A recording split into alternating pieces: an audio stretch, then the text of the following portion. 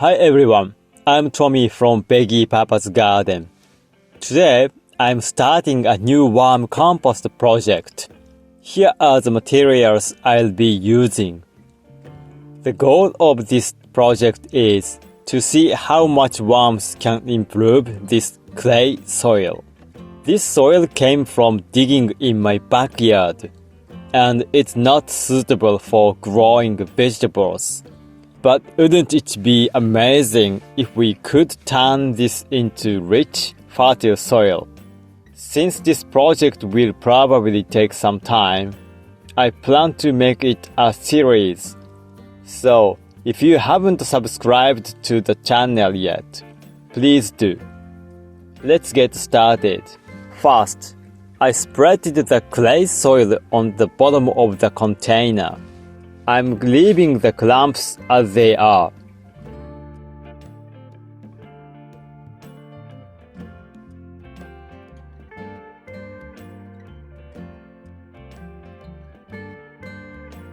Next, I'm adding crushed leaves on top of the soil.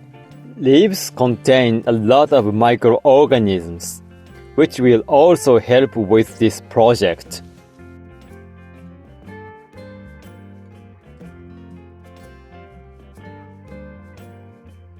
Then I sprinkle a small amount of coffee grounds. Coffee grounds add nitrogen and help reduce odors in this compost.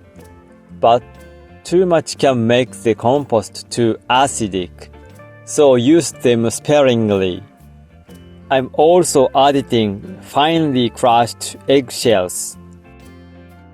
These help balance the pH level of the compost and aid in the worm's digestion.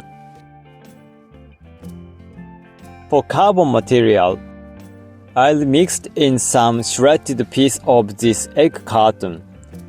Worms seems to love this. I've heard that shredded paper works great in compost, but I didn't have any on hand this time. If I can get some in the future, I'd like to try using it. Next, I place a ball of damp paper in the center. This will serve as the worm's initial home. Let's see if it works.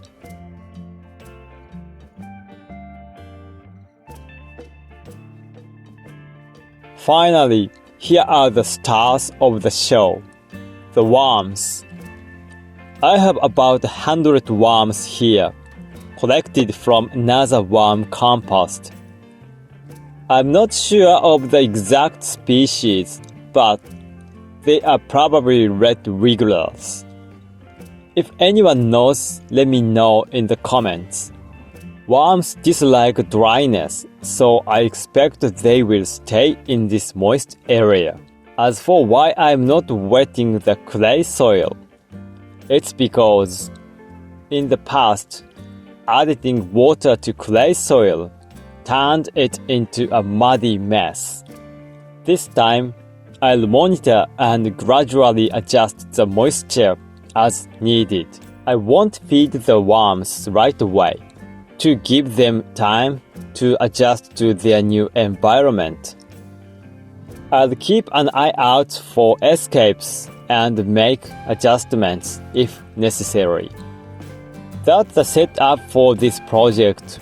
I'm excited to see how the worms will transform this soil over time. Let me know your thoughts or tips in the comments. It's been 4 days since then. Let's take a look inside. During these 4 days, I haven't given any water or food. First, check out the center area where I initially placed the worms. There's something here, and I think it might be worm castings. Why? Because there shouldn't have been any clay soil in this area, so I'm guessing the worms produced it. Of course, I could be wrong. The edges are still the same as before, which probably means the worms haven't made it that far yet. When I lift the central part a little, I can see the worms hiding underneath. It seems like the area could use a bit more moisture, so I'll spread it lightly with water later. Today, I'll give them a small amount of kitchen scraps for the first time. I'm starting with something that always worked well in my other compost: watermelon rind. By adding food little by little, I plan to gradually expand this space to make it more comfortable for the worms. That's it for today's video. I'll update the follow-up video soon, so don't forget to subscribe to the channel and stay tuned for volume 2. See you next time. Bye.